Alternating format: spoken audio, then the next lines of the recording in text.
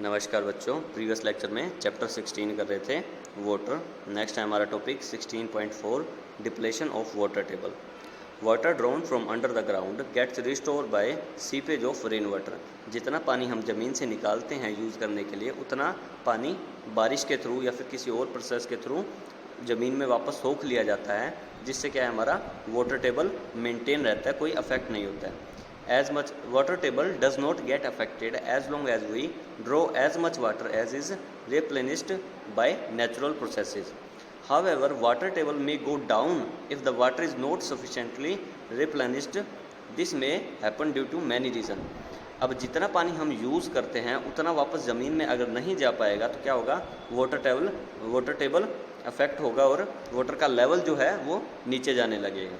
ठीक है, अब ये किस वजह से हो सकता है? Increase in population, industrial and agricultural activities are some common factors affecting water table. अब कुछ ये चीज़ें हैं, पॉपुलेशन हो गया, इंडस्ट्रियल एक्टिविटीज़ हो गया, हमारा एग्रीकल्चरल एक्टिविटीज़ होगी। ठीक है, ये कुछ फैक्टर्स हैं जिनकी वजह से हमारा वाटर टेबल मेंटेन नहीं है। ठीक है, अफेक्ट हो रहा है काफ़ी। Scanty rainfall is another factor that may deplete the water table. Yet another factor affecting water table could be deforestation and decrease in the effective area for seepage of water. अब जितना deforestation होगा उतना ही हमारा पानी का level नीचे भी चला जाएगा और कुछ एरिया ऐसे हैं जहाँ पे पानी ज़्यादा नहीं सोखा जा सकता है, तो उस वजह से हमारा वाटर टेबल क्या होता है, अफेक्ट होता है। फिर नेक्स्ट है increasing population. Increasing population creates demand for construction of houses, shops, offices, roads and pavement. This decreases the open area like park and playgrounds. This in turn decreases the seepage of rainwater. अब जितना हमारे पास open surface area होगा उतना ही तो पानी नीचे ज़मीन में सोखा जाएगा। ठीक है, लेकिन जब हम जितनी हो सके बिल्डिंग्स वगैरह बना देंगे तो हमारा क्या होगा, सरफेस एरिया डिक्रीज़ हो जाएगा, जिससे हमारा क्या होगा, वाटर टेबल अफेक्ट होगा। Increasing industries. Water is used by all the industries. Almost everything that we use needs water somewhere in its production process. कहीं ना कहीं हर एक प्रोडक्शन प्रोसेस में वाटर की ज़रूरत होती है। The number of industry is increasing continuously. Industry के नंबर बढ़ता जा रहा है। Water used by most of the industries is drawn from the ground. अब जो मोस्टली इंडस्ट्रीज़ है जो वाटर को कहाँ से ड्रॉन करती है, ग्राउंड से, ग्राउंड वाटर। फिर नेक्स्ट है agricultural activities. A majority of farmers in India depend upon rains for irrigating their crops.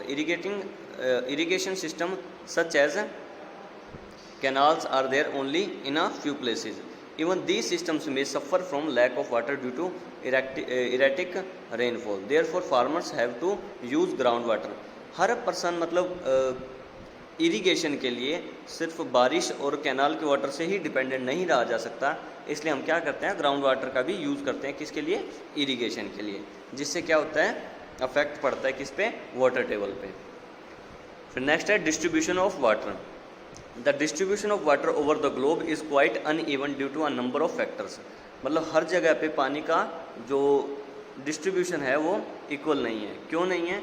Some places have good amount of rain and are water rich. On the other hand, there are deserts which are scanty rainfall.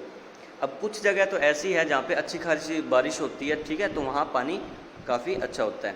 लेकिन जो रेगिस्तान का area हो गया, फिर कुछ बाहर का ऐसा एरिया हो गया जहाँ पे रेनफॉल ही नहीं होती है ज़्यादा, तो वहाँ क्या है, पानी की बहुत ज़्यादा डिमांड रहती है, बहुत कमी रहती है पानी की।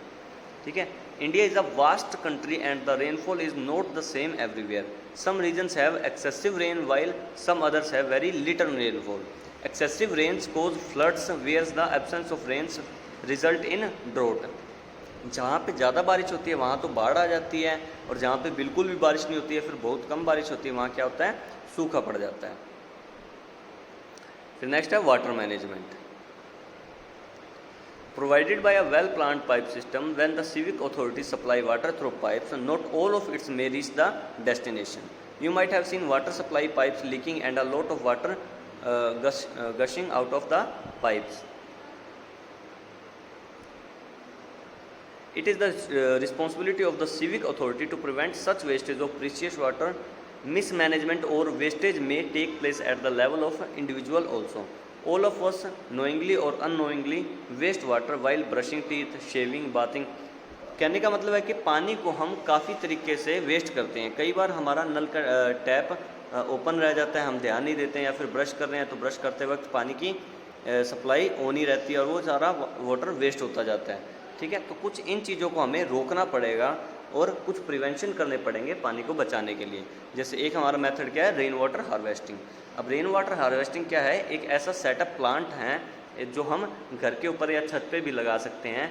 कैसे, जब बारिश होती है तो बारिश के पानी को इकट्ठा करके उसको यूटिलाइज किया जा सके कोई ना कोई काम में। ठीक है, फिर नेक्स्ट है what role you can play. और क्या क्या हम रोल प्ले कर सकते हैं पानी को बचाने के लिए। हम लोगों को जागरूक कर सकते हैं, लोगों को इन चीज़ों के बारे में बता सकते हैं। ठीक है, पानी को प्रॉपर तरीके से या फिर एफिशिएंट तरीके से यूटिलाइज कर सकते हैं। जहाँ पे भी कोई वेस्ट वाटर हो रहा है तो हम उसको रोक सकते हैं, और नल वगैरह टैप जो ओपन है या फिर कोई लीकेज है तो उसकी मरम्मत करवा सकते हैं। मोप the floor instead of washing.